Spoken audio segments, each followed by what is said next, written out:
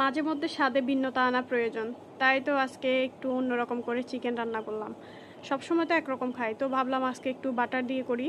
তো এখানে কড়াইতে হালকা একটু সয়াবিন তেল ছিল, ওটার মধ্যেই করে ফেললাম। প্রথমে আলুটাকে ছোট ছোট করে কেটে কেটে নিয়ে আলুগুলোকে দিয়ে দিলাম, তারপরে গোস্তগুলো দিয়ে দিলাম। দেওয়ার পর হচ্ছে যে এখানে আদা রসুন বাটা, সামান্য লবণ আর হচ্ছে টক দই, বাটার, তারপরে হলুদ গুঁড়া, মরিচ গুঁড়া, মশলার গুঁড়া আর মাংসের মশলা সব কিছু একসাথে দিয়ে পেঁয়াজ কুচি দিয়ে দিলাম, তারপরে হচ্ছে টমেটো সব দিয়ে একসাথে ভালো করে মেখে নিচ্ছি। এখানে আমি আর কোনো তেল তুল দিব না, কারণ আমি এটা বাটার দিয়ে করব তাই।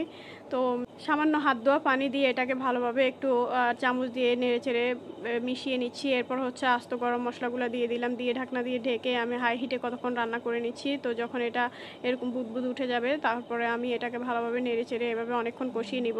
তারপর এখানে আমি আরও একটু বাটার দিয়ে দিলাম, তারপরে এভাবে অনেকক্ষণ নেড়ে চেড়ে যখন ঝোলটা একদম মাখো মাখো হয়ে যাবে, তারপরে আমি এখানে গরম পানির ঝোল দিয়ে দিলাম।